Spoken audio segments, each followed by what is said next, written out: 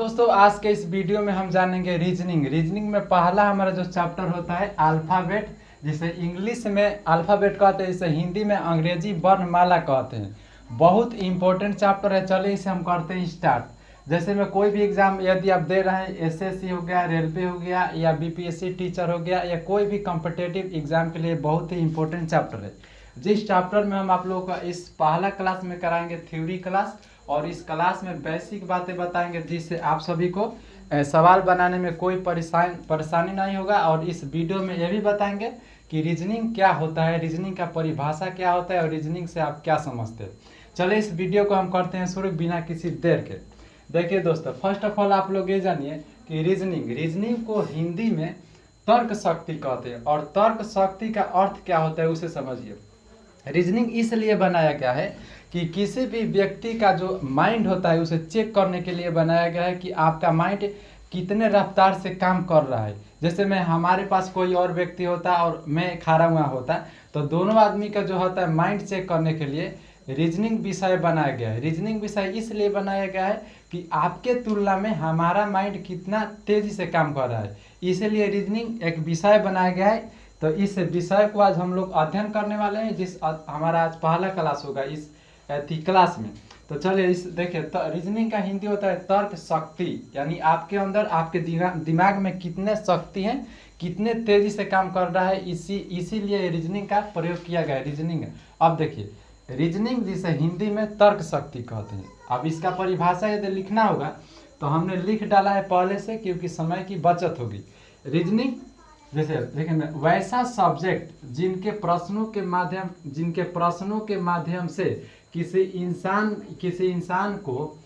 इंसान की होगा, यहाँ पर को नहीं होगा कि किसी इंसान की लॉजिकल एबिलिटी, यानी लॉजिकल एबिलिटी कहने का अर्थ है तार्किक योग्यता की पहचान किया जाए, वह रीजनिंग कहलाता है। वही बात हुआ जो हमने बताया कि रीजनिंग वह विषय है किसी भी मानव के जो माइंड होता है उसे चेक करने के लिए बनाया गया। उसी को हमने शब्दों में लिखा है।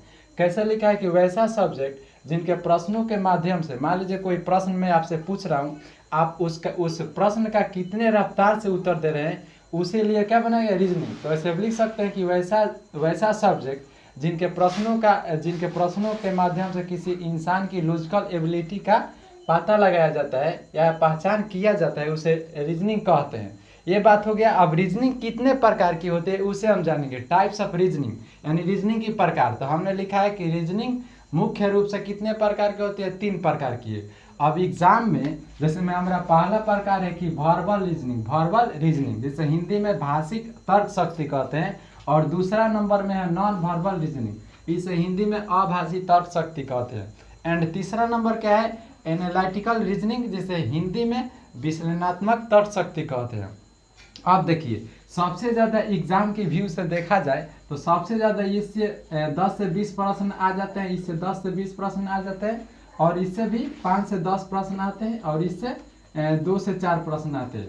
करंट की बात किया जाए तो इससे एग्जाम में प्रश्न पूछता है, मगर सबसे ज़्यादा वर्बल रीजनिंग से प्रश्न पूछा करता है। अब देखिए, ABCD में जो हमारा होता है अल्फ़ाबेट, पढ़े होंगे अंग्रेजी में अल्फ़ाबेट, हमारा जो होता है कि ABCD हमने A से Z तक लिख डाला है, A से Z तक लिख डाला है, जिसमें यदि आप इधर से चलते हैं, यानी A से Z की ओर आते हैं, तो A से Z की ओर आने की गति को, जो हमारा A से Z की ओर यदि आप आ रहे हैं तो इसे आप बायां बोलेंगे, बायां पक्ष बोल सकते हैं, जिसका हिंदी इंग्लिश में इसे लेफ्ट कहते हैं। क्या कहते हैं? लेफ्ट।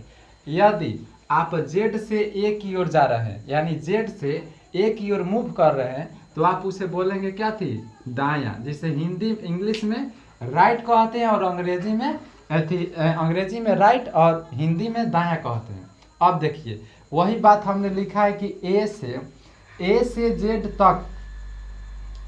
Z तक कुल अक्षरों की संख्या कितनी होती है? 26 होती है। A से Z तक यानी अल्फ़ाबेट, टोटल अल्फ़ाबेट कितनी होती है दोस्त? टोटल अल्फ़ाबेट कितनी होती है? 26 होती है। टोटल अल्फ़ाबेट 26 होती है। A से Z की ओर आएंगे तो उसे आप बोलेंगे बायां, और Z से A की ओर जाएंगे तो उसे बोलेंगे दायां, जिसे हिंदी में लेफ्ट, इंग्लिश में लेफ्ट कहते हैं, और इधर से बोलेंगे तो राइट कहते हैं। अब देखिए, ए से जेड तक के कुल अक्षरों की संख्या 26 होती है। कितनी होती है? 26 होती है। अब देखिए बाएं से का अर्थ है, अर्थात इधर से चलेंगे तो बाएं से का अर्थ है बाएं से दाएं, अर्थात ए से जेड की ओर। यानी यहाँ पर बाएं से चलेंगे इधर, यानी ए से जेड की ओर हुआ उसका माने। यदि बाएं से का अर्थ है बाएं से दाएं का अर्थ है बता दिए। अब देखिए तीसरा पॉइंट क्या है कि दाएं से का अर्थ है दाएं से बाएं, अर्थात जेड से ए की ओर। इधर से इधर जाएंगे, जेड से ए की ओर, उसे आप बोलेंगे दायां। जेड से ए की ओर जाएंगे तो उसे दायां आप बोलेंगे। अब देखिए A B C D E F Z, यहाँ पर जो हमने लिखा है कि ए से लेकर जेड तक ए बी सी डी को यानी अल्फाबेट को 2 भागों में बांटा गया है। प्रथम भाग कहाँ से होता है उसे आप जरा गौर कीजिएगा। एम से जितने भी इधर संख्या जो होता है उसे आप प्रथम अदांश कहते हैं, अर्थात इंग्लिश में फर्स्ट हाफ कहते हैं। यहाँ पर हमने अंग्रेजी नहीं लिखा है, क्या लिखेंगे? First half, first HAL, first half कहते हैं। हमने बोला कि अल्फाबेट को 2 भागों में बांटा गया है। ए से एम तक के अक्षरों को प्रथम अदांश कहते हैं, जिसे इंग्लिश में फर्स्ट हाफ कहते हैं। और एन से जेड तक जो भी लेटर्स आते हैं उसे आप द्वितीय अदांश में रखते हैं, जिसे सेकंड हाफ कहते हैं। इंग्लिश में क्या कहते हैं? सेकंड हाफ कहते हैं, SECOND, सेकंड हाफ कहते हैं। फिर से गौर कीजिएगा, ए से जेड तक कुल अक्षरों की संख्या 26 होती है और ए से एम तक अल्फाबेट को 2 भागों में विभक्त किया गया है। ए से एम तक के अक्षरों को प्रथम अदांश में रखा गया है और एन से जेड तक के अक्षरों को द्वितीय अदांश में रखा गया है। अब देखिए ए से एम तक के कुल अक्षरों की संख्या 13 होती है। ए से एम तक के कुल अक्षरों की संख्या कितनी होती है? 13 होती है। ए से यानी A to M कुल अक्षरों की संख्या 13 होती है। और N to Z तक की कुल अक्षरों की संख्या 13 होती है।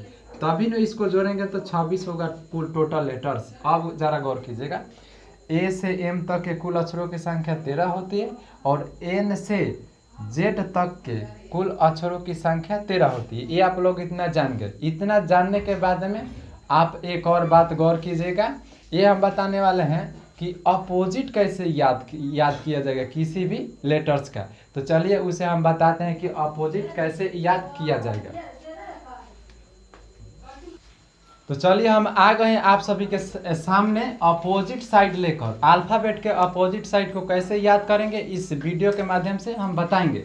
देखिए जैसे में हम ए से लेकर एम तक 13 लेटर्स होते हैं और एन से लेकर जेड तक 13 लेटर्स होते हैं और दोनों लेटर्स को जब ऐड करेंगे तो 26 हो जाएगा। उसी लेटर्स को हम अपोजिट साइड में कैसे याद करेंगे इस वीडियो में बताएंगे। अपोजिट साइड आपको यदि अब नहीं याद होता है तो इस वीडियो को जरूर वॉच कीजिएगा। चलिए इस करते हैं स्टार्ट। देखिए दोस्त, ए का उल्टा पूछा जाए यानी ए का अपोजिट साइड्स तो जेड होता है, बी का वाई होता है, सी का एक्स होता है, डी का डब्ल्यू होता है, ई का वी होता है, एफ का यू होता है, जी का टी होता है, एच का एस होता है, आई का आर होता है। ये जैसे में हमने लिख डाला है, मगर कैसे याद करेंगे उसे जरा गौर कीजिएगा। देखिए ट्रिक क्या है, जरा इस बात पर ध्यान दीजिएगा।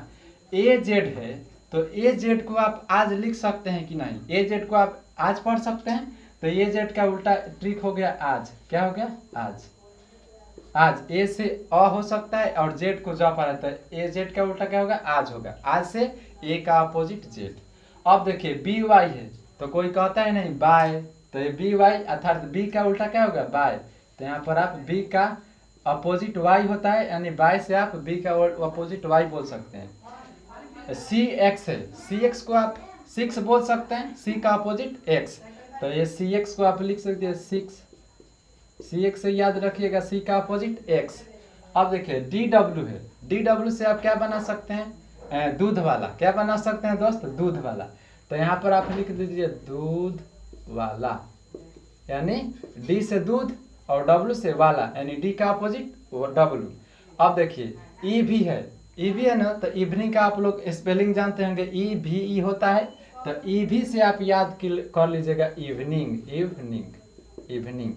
अब देखिए एफ यू है, यहाँ पर जरा गौर कीजिएगा, एफ यू का कैसे याद करेंगे? तो एफ यू से आप याद कर लीजिए फ्लू, एक बीमारी का नाम है और बायोलॉजी में पढ़े होंगे, तो आप यहाँ पर लिख दीजिए फलू।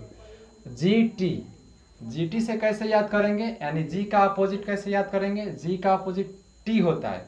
तो आप लोग जानते होंगे कि एक जीटी रोड होता है, जीटी रोड होता है। तो आप यहाँ पर लिख लीजिए जीटी रोड को साइलेंट रखिएगा, जीटी अर्थात जी का उल्टा टी होता है। HS है, तो आप लोग ऐसी जब 8 से 9th क्लास में गए होंगे तो हाई स्कूल उसे बोला जाता है। तो H का अपोजिट S, यानी H से हाई, S से स्कूल, तो आप इसे लिख सकते हैं हाई स्कूल। क्या लिख सकते हैं दोस्त, हाई स्कूल, हाई स्कूल। अब देखिए IR है, तो IR से क्या बन सकता है, I से इंडियन, R से रेलवे, इंडियन रेलवे अर्थात I का अपोजिट R। तो आप यहाँ पर लिख लीजिएगा इंडियन। थोड़ा लिखने में दिक्कत हो रहा है क्योंकि बोर्ड हम अपोजिट साइड से लिख रहे हैं। इंडियन रेलवे, R से रेलवे होगा, लिख लीजिएगा। अब देखिए JQ अर्थात J का अपोजिट Q, तो J से जलेबी और Q से कचौड़ी। तो इसे आप याद कर लीजिएगा, जलेबी कचौड़ी खाए होंगे, जलेबी कचौड़ी। बहुत आसान होगा, हम भी इसी ट्रिक से याद किए हैं दोस्त। अब देखिए के का अपोजिट P अर्थात KP, एक KP ठाकुर का बुक्स आता है, तो आप वो याद कर लीजिएगा, KP ठाकुर याद कर लीजिएगा, ठाकुर यहाँ पर साइलेंट रहेगा। अब देखिए LO, यानी L का अपोजिट O, LO कोई चीज दिया जाता है तो बोला जाता है लो, तो आप LO को पढ़ लीजिएगा लो, अर्थात L का उल्टा लो। O MN माने मन, आप बोल सकते हैं MN से मन। तो ये आपका हो गया अपोजिट साइड। अब बात रह गया कि अल्फाबेट के जो प्लेस वैल्यू होता है, अल्फाबेट के प्लेस वैल्यू। तो अल्फाबेट का प्लेस वैल्यू कैसे याद करेंगे, जैसे में देखिए हमारा होता है ABCD, तो A पर 1 होता है और B पर 2 होता है और C पर 3 होता है और D पर 4 होता है। मगर ऐसे आप याद करिएगा 26 गो तो नहीं याद होगा। इसके लिए हम एक अलग से वीडियो डालेंगे जिसमें आपको हम बताएंगे कि अल्फाबेट के प्लेस वैल्यू को आप कैसे याद करेंगे। इस वीडियो में हम आज के लिए इतना ही रखते हैं और अगली वीडियो में हम आप लोग के लिए लाएंगे प्लेस वैल्यू को कैसे याद करेंगे। इस वीडियो में तो हम बता दें कि अपोजिट साइड कैसे याद करेंगे, मगर अगली वीडियो में आप लोगों को हम बताएंगे प्लेस वैल्यू कैसे याद करेंगे और उस पर क्वेश्चन बनवाएंगे। SSC का हो गया, रेलवे का हो गया, चाहे कोई भी एग्जाम के लिए हम क्वेश्चन बताएंगे। चलिए दोस्त, आज के लिए इतना ही, फिर मिलते हैं अगले वीडियो में। Best of luck.